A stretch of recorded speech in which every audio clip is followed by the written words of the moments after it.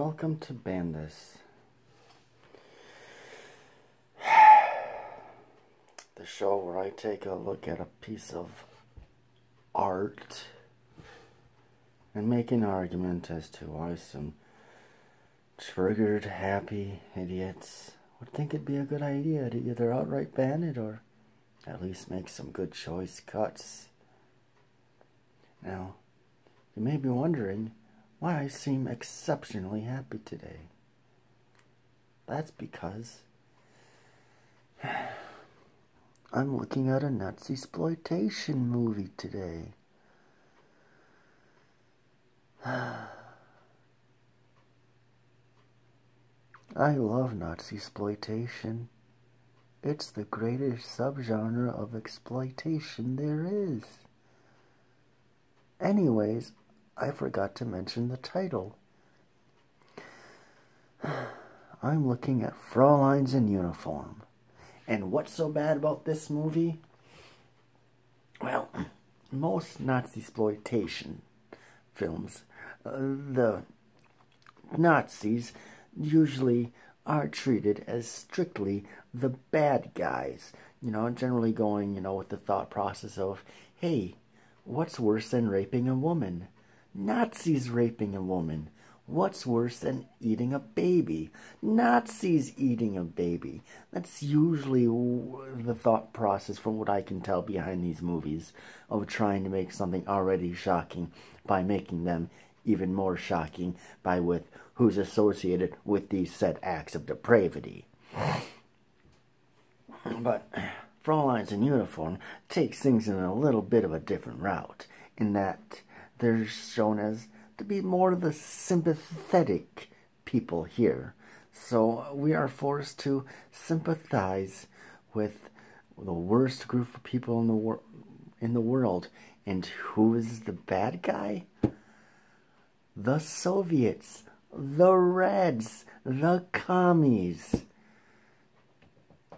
Instead of,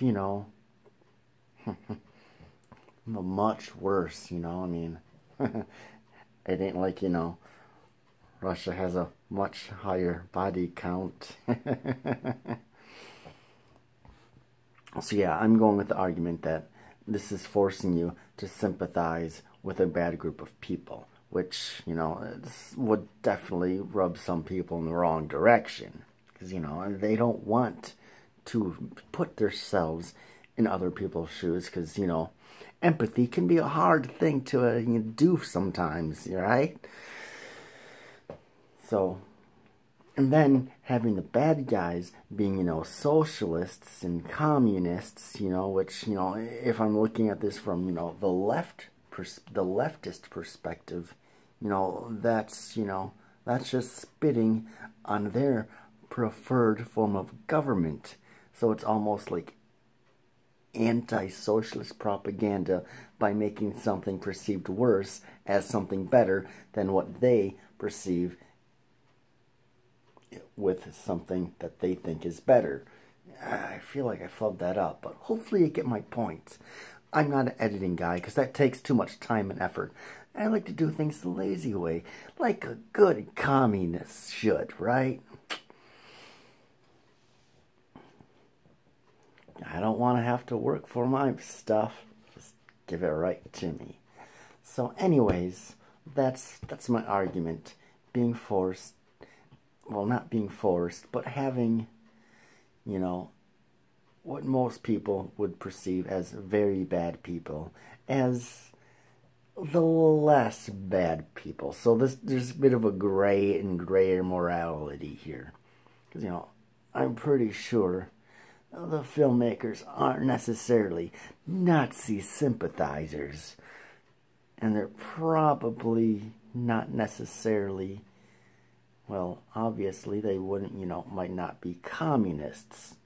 So they're just making a film, and this so happens to be the less bad people are, Sig Heils. So, what do I think of this film? Well, so far I haven't really come across a good Nazi-sploitation film. I mean, I didn't even think,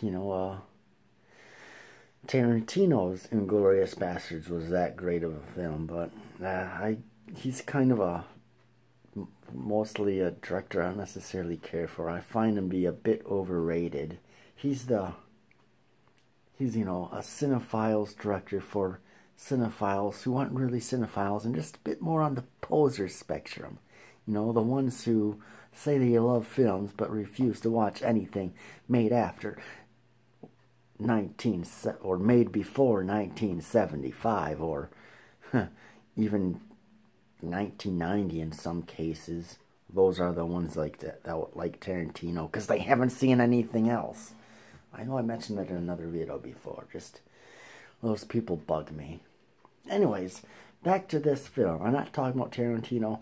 I'm talking about Frauleins in the Uniform. Oh.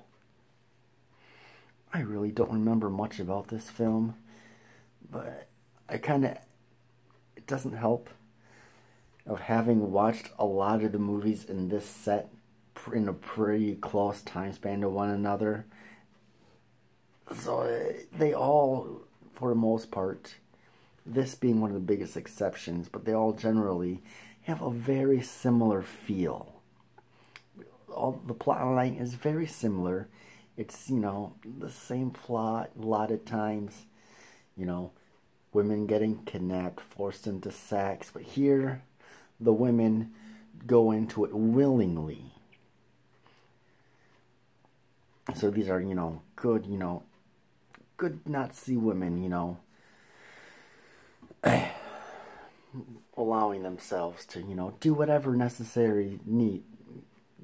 whatever is necessary for them to achieve their goal.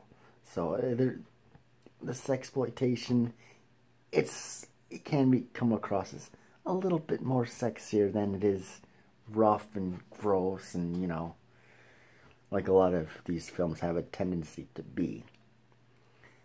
But otherwise, I don't remember much about this film. I mean, it's a Nazi-exploitation film. When I watch these films, I sort of just kind of forget about it and watch a good movie, like Troll 2, Manos, The Hands of Fate, Food Fight, Birdemic, good movies, things like that. So, if you like Nazi exploitations, if that's your thing, then yeah, give it a shot. But if you want high art or something good, I would steer clear of this. But that's just my opinion. I mean, it's definitely not the worst film I've seen. I mean, this is, miles above what Beast and Heat is. This is a masterpiece compared to that, because that film's just, in my opinion, atrocious. It's not great in the slightest, but it was a better film than some other things I've seen. So, it's got that going. It's not SSL Camp.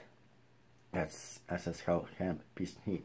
Same movie, different title, because that's how, Italian movies have a tendency to be.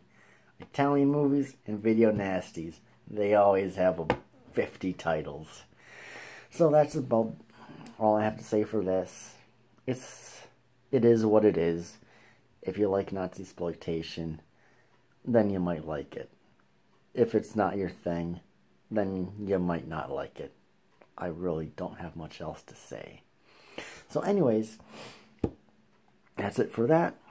If you have an idea for a film you'd like me to make an argument for, let me know in the comments below.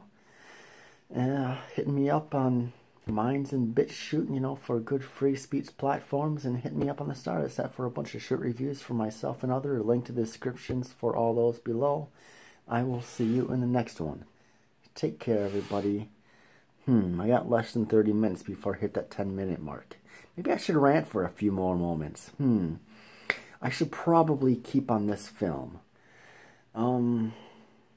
It's a movie that exists. You can watch it. It's available on DVD. If you like DVDs, you might like to get this, because it has 4 discs or 5 discs 5 different films in one slim, compact volume. And none of them were all very good. But, Mary Whitehouse, I blame her for me owning this. Because if it weren't for her and her wanting to ban a bunch of movies, I wouldn't own pieces of crap like The Beast and Heat. I would have a lot more good movies in my collection. Thank you, Mary Whitehouse. You make me buy shit.